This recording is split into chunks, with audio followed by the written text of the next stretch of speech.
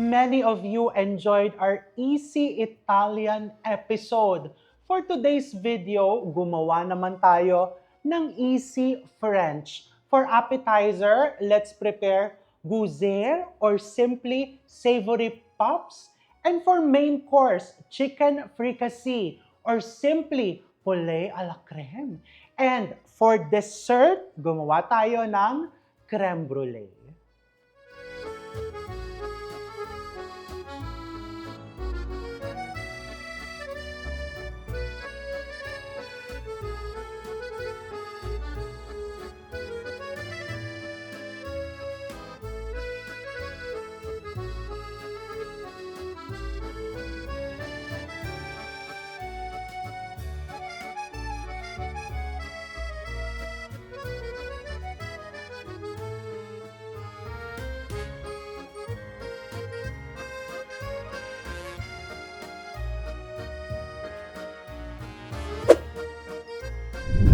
So, uunahin natin yung dessert because this requires cooling time.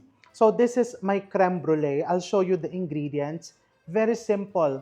I have here heavy cream or whipping cream, egg yolks, sugar, and vanilla paste. So, you can use vanilla bean, yung tunay na vanilla, but of course, that's quite expensive. Kaya ang ito, bumibili ko nito palagi.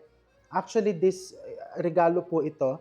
This is the Trader Joe's Vanilla Bean Paste. It's actually quite good. So, madali lang po yan. First, I'm going to heat my heavy cream in a heavy stainless saucepan. And let's put around a teaspoon or two of vanilla bean paste. I like using vanilla bean paste or the real vanilla bean, yung laman, when making creme brulee. Because aside from the flavor, gusto mo yung nakikita mo yung mga white, mga black spots against the white dessert. Di ba ang gandang tignan? Yung alam mo talagang may vanilla. So, eto lang, isi-simmer mo lang to. You just want to see smoke coming out from the sauce pot. Hindi mo po siya pakukuluin. Okay? And then, once mag-simmer siya, ibubuhos po natin yan pakunti-kunti dito sa ating egg yolks. So, I have here 6 egg yolks. Ililipat ko sa bigger bowl.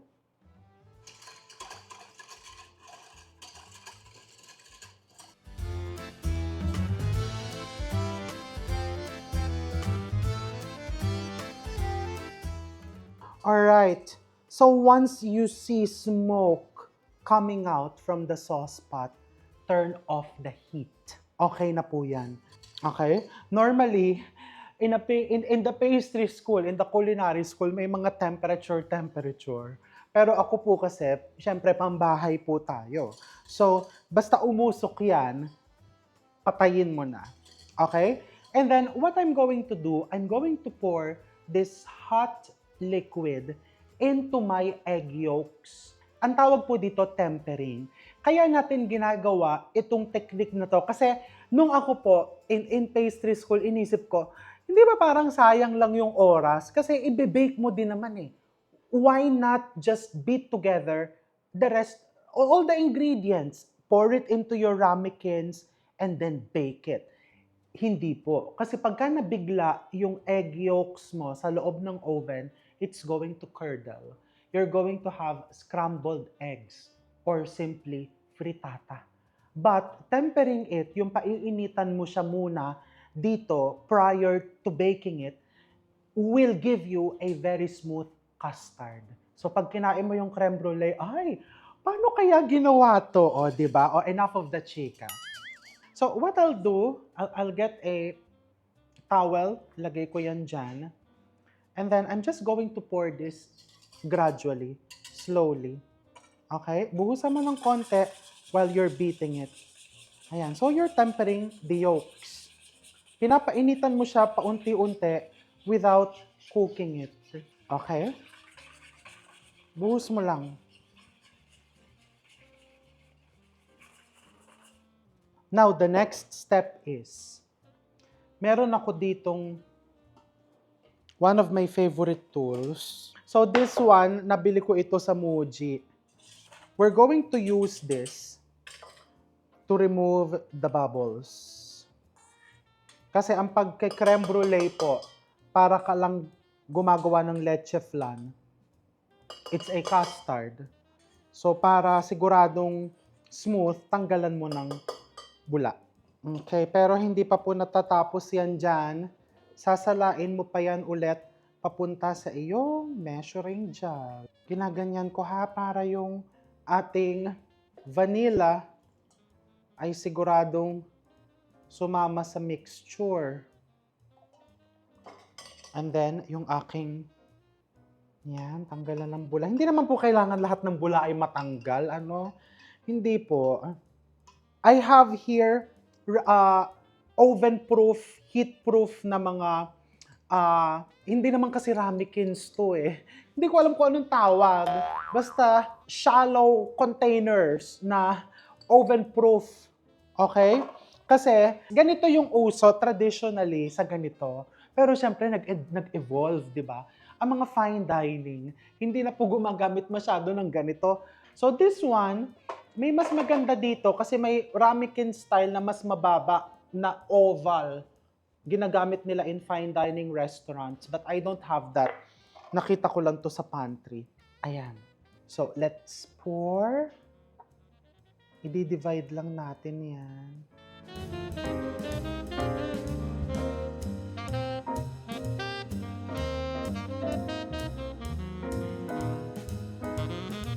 And then I have here a kettle filled with boiling water. Kasi bain-marie po ito. Water bath para smooth ang ating creme brulee. Pag ho ang nanay ko gumawa ng leche flan, tutusukin pa ho niya yung mga bulang yan. Okay, pinipreheat ko na yung oven. The oven has to be mahinang apoy lang po. Around 300 degrees Fahrenheit. Dito, Celsius, 140 kasi convection po ito eh. Normally, 25 minutes pero ita-timer ko lang siyang 24. Okay? But I suggest after 20 minutes, you check it. Pag hindi na gumagalaw yung ibabaw, yung gitna, okay na po yun. Okay? So, I'll wait for my oven to preheat and then isalang natin.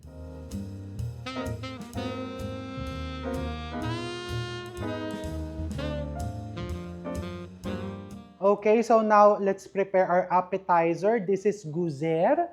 This is just cheese puffs.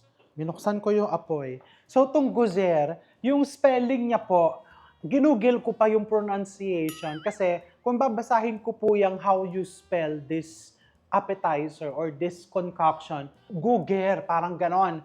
Ewan ko ha kung tama ang pagka-pronounce ko. Madami naman po tayo ditong mga taga-correct and I appreciate that. So, into my stainless sauce pot, naglagay po ako ng fresh milk and I'm also going to put butter. So, this is simply parang choux pastry lang talaga, but savory. This is unsalted butter. So, papakuluin lang po natin yan. Tapos, ilalagay natin yung harina and then the rest of our ingredients. So, normally, the traditional recipe po nito, ang ginagamit nila is Gruyere cheese. But we're just using here an easy melting cheese. This is Colby cheese from Australia. So basically, kahit anong keso naman po na mabilis matunaw, na available dyan sa inyo, pwede nyo pong gamitin. Good. And then I also have here queso de bola. Para lang may contrast. Meron tayong soft, easy melting cheese, and then meron tayong hard na medyo pungent na cheese. But really up to you. Okay, so pakuluin natin.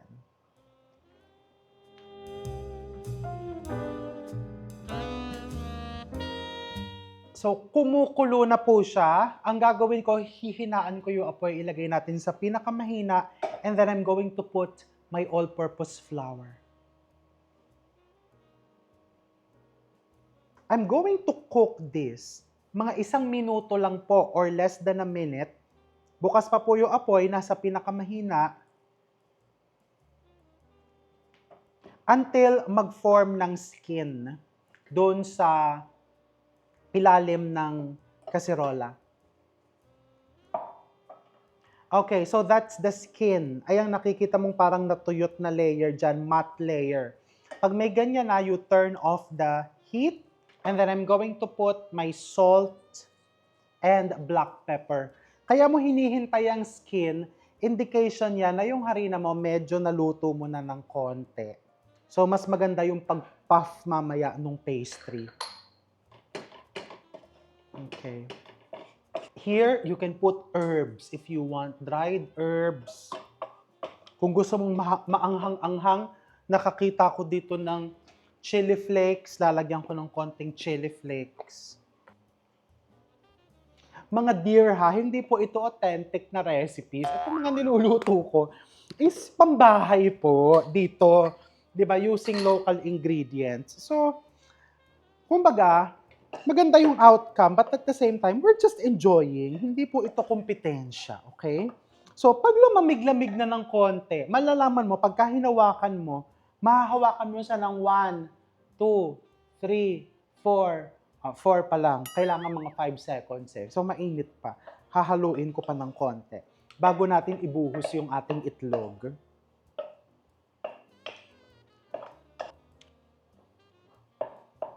Okay, tingnan natin ha. 1, 2, 3, 4, 5, 6. O, di ba? Pwede na natin ilagay yung itlog. Paisa-isa, pero kung dalawa na ilagay mo, o di ba? Push lang. Kamatakot. And you just mix it until incorporated. If you want cream puff, may recipe video na po tayo niyan.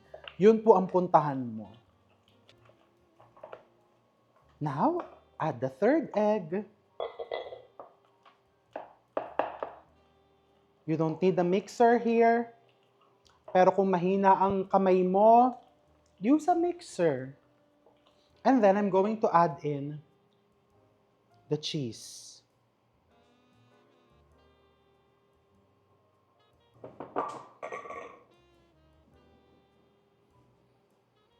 Okay, mix it again.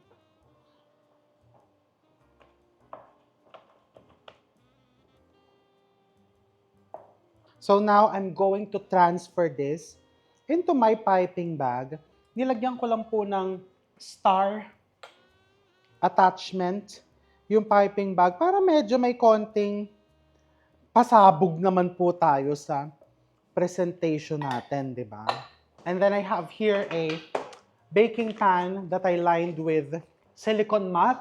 And naka-preheat na din po yung oven natin to 400 degrees Fahrenheit. Pwede ding 450 kung gusto mong medyo mas brown. So 400 to 450 degrees Fahrenheit.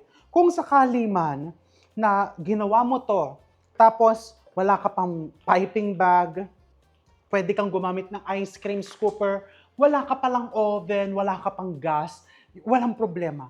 I-ref mo lang po ito. Kahit kinabukasan mo pa siya i-bake, no problem. Pwede din nga deep fry ito, parang churros. Bilog-bilugin mo lang. So, gagawin lang po natin itong bilog-bilog. I'll show you.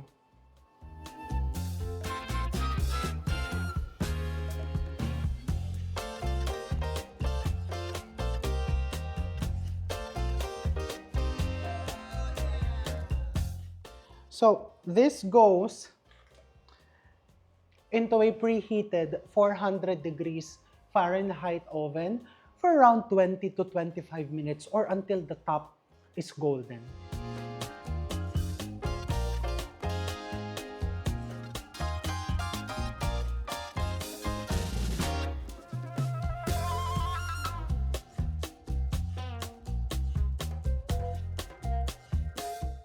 Pansamantala, gawin natin yung dip ng ating guzer or cheese puffs. I have here mascarpone cheese. This is just 250 grams of mascarpone. You can also use cream cheese into my food processor. Kung wala kang mascarpone, wala kang cream cheese, aba kahit cream ang gamitin mo. all-purpose cream. I'm just going to put lemon juice. Just juice of half a lemon. 2 to 3 tablespoons of lemon juice.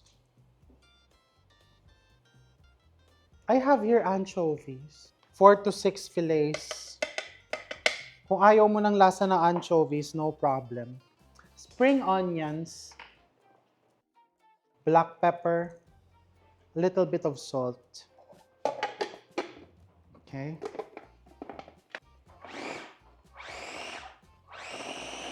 Little bit of olive oil.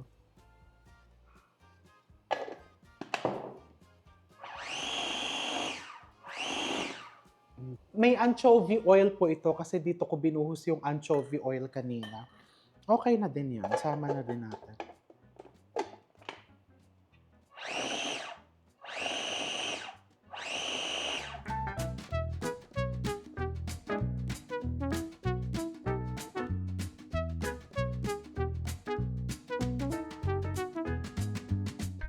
So now, gawin na natin yung ating main course. This is the poulet à la crème. So, meron ako ditong rice pilaf na sinalang ko kanina. Madali lang. Now, para i-partner sa ating chicken fricassee, let's do rice pilaf. I just have here French butter, around 2 tablespoons, chopped onions, around 2 medium-sized onions. So pag nag-sweat na yung ating onions, add in 2 cups of rice. Cook it with the onions and butter for around a minute. And then add 3 cups of beef stock that we've made by combining 3 cups of water with 2 teaspoons of beef stock concentrate. Ayan, takpan lang and isaing. And then now I'm preparing the chicken. So I have here my chicken thigh fillet. Naka-ref po ito, nakalagay sa strainer para matuyo. Kasi for this recipe, it's very important na yung chicken fillet mo, fillet man or with the bones, kasi pwede din gumamit dito ng ibang parts ng chicken, kailangan po tuyo. And then let's season it lightly with some salt and black pepper, both sides.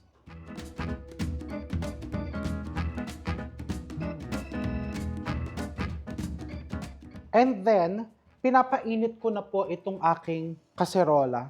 We just put a little bit of olive oil and French butter. O dahil French, di ba? Pero kahit anong klaseng butter po ang gamitin mo dyan, wala pong problema. Hindi po kinakailangang French butter. Ano ba ang French butter? Normally po, mas mataas ang kanyang fat content. Minimum of 82% or even higher. Kaya mapapansin mo, hindi siya masyadong pumipilansik dahil mababa ang water content. And then, we pan fry this skin side down. Malakas na apoy po. Isi-sear po natin yan. Kaya para maganda ang browning, importante na tuyo yung inyong manok.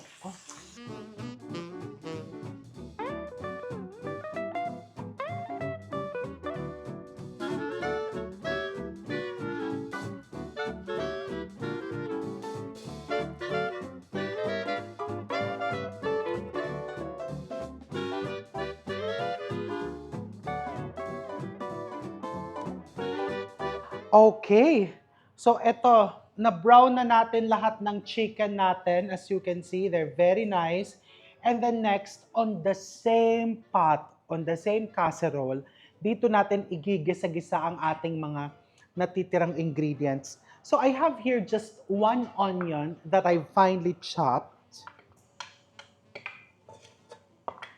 Ayan o, napaka-importante niyang mga brown na yan, nandyan lahat ng lasa. This is just 1 carrot that we've medium diced. Pwede mo din lagyan ng celery if you want. Let's season this with some salt.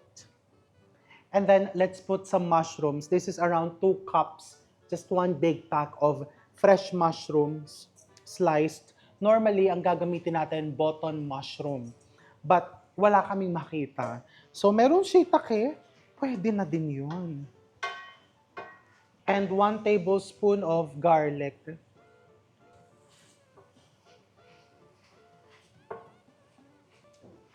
Pag medyo nafe-feel mong nagda-dry, lagyan mo lang ng konting butter. And then let's put some thyme.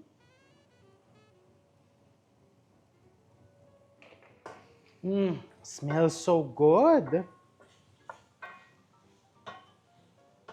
Ipa-partner natin to with the rice pilaf. Normally, French bread lang ang pinapartner dyan. Pero natatandaan ko po kasi, nung nasa pastry school ako in France, so kasama po ang lunch. So everyday, nako, lahat po ng klaseng French food, name it, nakakain na po namin doon. Kasi 3 buwan po, araw-araw, 5 days a week, kasama po ang lunch. Marami po kaming mga Asians doon nagre-request kami ng kanin. So minsan, nag-serve sila ng ganito, poulet à la crème with rice pilaf. Ang sarap po ng kain namin. Nako, ayan. Pag medyo nagisa-gisa mo na yan, 1 tablespoon of flour. Yung flour naman is not really to thicken the sauce, but just to bind together para maiwasan yung nagka-curdle. Yung habang lumalamig yung sauce, makikita mo nagse-separate. And then, white wine.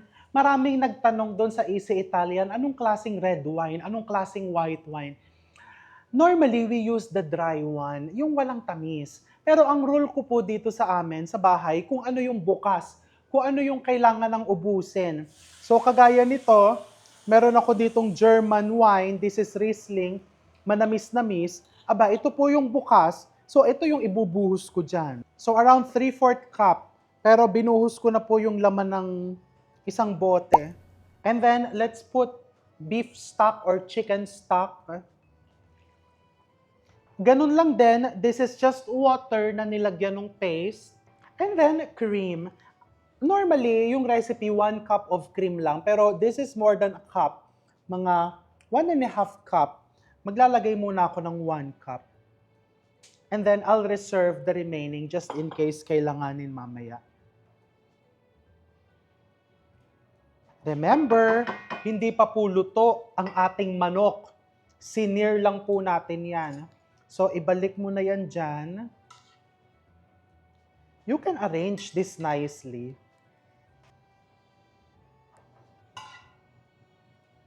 And then this one, you don't want to throw this away. Ibalik mo dyan. Talagang pag ganito po ang ginagamit mong mga lutuan, kailangan medyo may kalakasan ka. And then next, I'm going to adjust the heat. Ilalagay ko lang siya sa medium flame, medium heat. And then, isi-simmer lang po natin ito for around 10 to 15 minutes with the lid ajar. Nakaganyan lang po para mag-reduce din yung cream, para mas lumasa yung sauce, and then balikan natin. Ayan na. Lumalapot na ang sauce. And ang ginagawa ko, sinasaid ko po yung mga brown dun sa ilalim. And you can also serve this with pasta. Sarap din to with pasta. And titikman ko na din kasi yung chicken natin is already firm, which means luto na din siya. Look at the sauce. Perfect.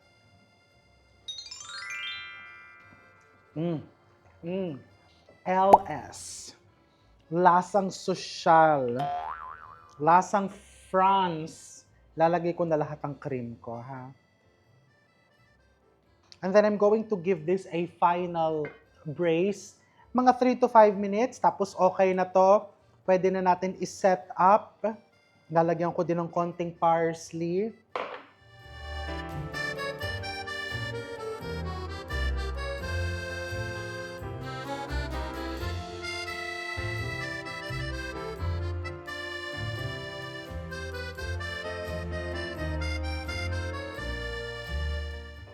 I chop some parsley para magkaroon ng contrast.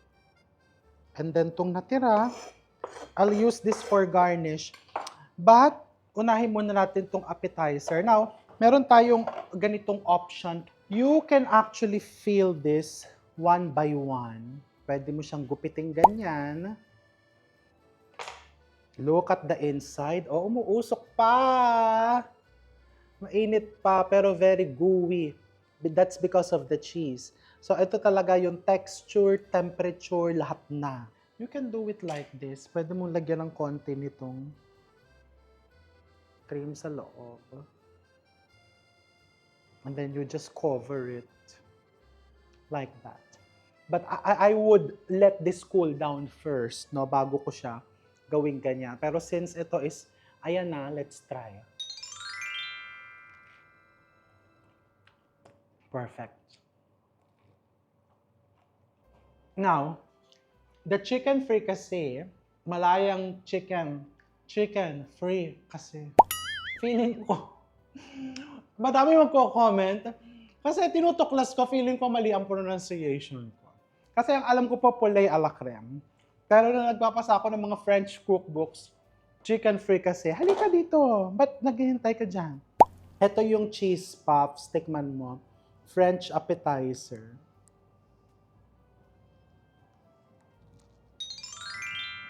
Ano?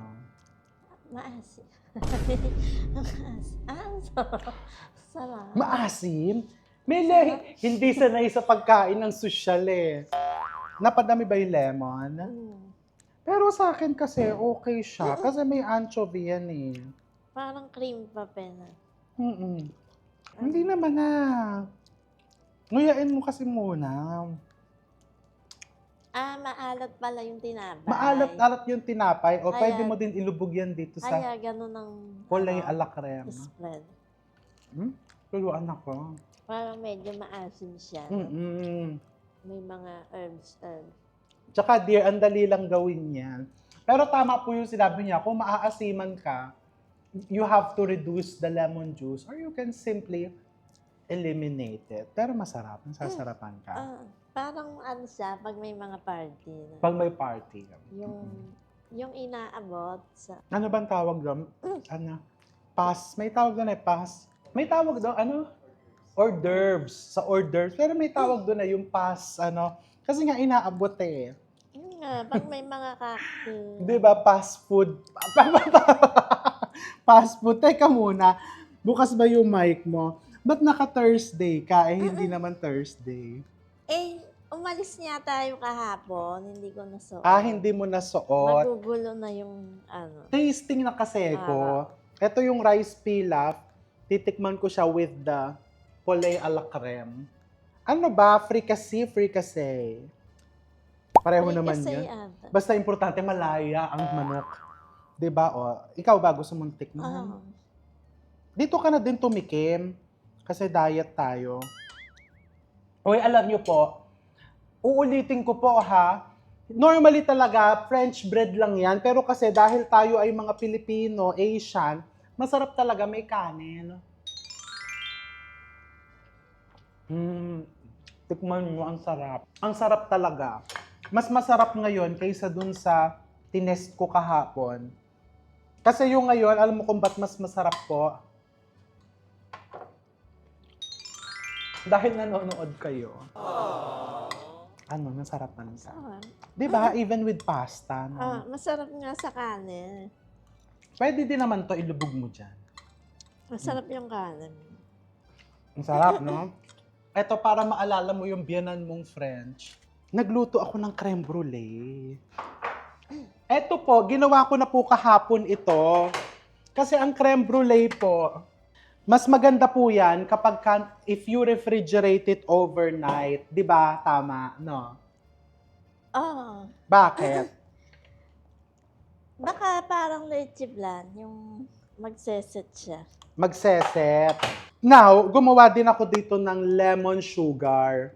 Just in case you want variation, we just combined sugar and lemon zest. That's it for the lemon sugar. Pwede din naman plain sugar lang. Now, I'm going to teach you how to properly apply the sugar sa crème brulee. You just put around like less than a tablespoon. Ilagay mong ganyan. And just using your finger, ikalat mo. Eto lang, since this is lemon sugar, mapapansin mo, medyo mas masusunog ng konti yan. Because the zest will burn. But it's going to be very delicious. Okay? Actually, you can remove the excess sugar. Ano ba ito? May keso? Wala! Ano yan? Puro cream. Teka, ang blowtorch ko. Nako. Kakata. Takot. Natakot ka ba? Ayan o, nasusunog yung zest. But trust me, it's going to be extra delicious.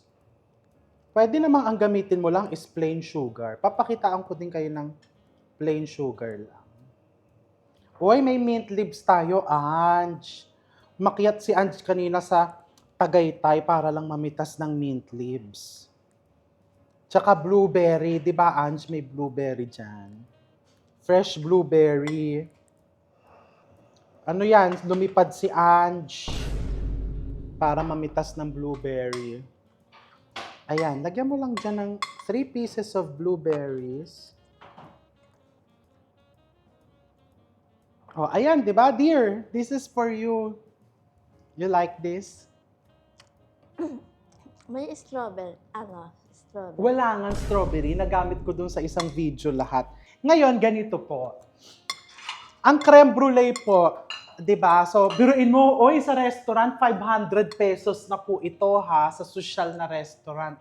Pag in-order mo, katok-katukin mo, ayan o, pag kinatok mo siya, paparinig ko. Yung kailangan, para marinig na nag-crystallize talaga, nag-caramelize yung sugar. Diba? Tapos babasagin mo, halika tignan mo, pag binasag natin. Babasagin daw muna, may nagturo sa akin, oh, ganun muna, basagin mo munang ganon. Tapos, tsaka mo dakutin. Ay, nakaka-proud. Ang ganda nung creme brulee, oo.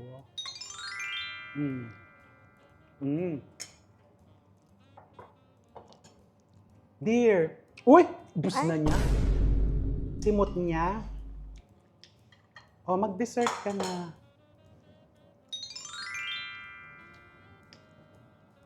Anong vanilla bean talaga nila. Kaya kakitang-kita talaga. Ayan o, kitang-kita mo talaga yung vanilla. Sarap. Nasarapan ka talaga. Ako naman, gumagawa ako ng ganyan. Cream caramel lang to. Yung hindi siya, para siyang, hindi siya tinatorch. Yung binabaligtad. Parang leche Oo, flan. cream caramel siya sa, French. I think that they call it creme caramel. Oo nga, cream caramel. Ayaw ko kasi matigas eh. Anong ayaw mo? Yung matigas. Ayaw mo na may brulee. Matamis. Ay, ganyan talaga. Binabalanse yan. Yung Kaya nga yung custard natin, hindi masyadong matamis para balanse. Ubusin mo na yan. Sige, Ange. Abot mo na yung bill sa kanya. Simot niya eh, oh. Tapos ang dami niyang sinabi, di ba? Masarap, kaso makapal ang sugar. Iabot mo bill sa kanya. Tapos i-charge mo ha, kailangan may service charge yan. Inubos ko nga kasi ayaw ko nang nagtitira, nang nagsasayang. Tsaka masarap naman siya. Masarap talaga, promise. Kidding aside, talagang masarap po. Kasi tinest ko po yung mga recipes na yan. I developed and tested these recipes several times para siguradong pag kayo na yung gagawa, talagang foolproof. Okay, ayan. Easy French, again, uulitin ko, no one is claiming na authentic itong mga recipes na to kasi yung sa Italian sinasabi, hindi ganito, magagalit ang mga Italiano sa'yo. Alam naman po natin yon na hindi talaga 100% or not even 80% authentic. Pero kasi ginagawa po natin itong mga recipes na to so that kung namimiss mo ang France, namimiss mo ang Italy, you can replicate these dishes at the comfort of your own kitchen nang hindi ka gagastos ng malaki. Oo. Kung ano yung available, di ba? Hindi naman kasi talaga 100% talagang magagaya natin yung mga yon dahil yung mga ingredients dito, di ba? iba. Iba. Totoo talaga yan. O ayan, gumawa ka na. I'm sure una yung gagawin tong creme brulee kasi super sarap naman talaga and we'll see you soon.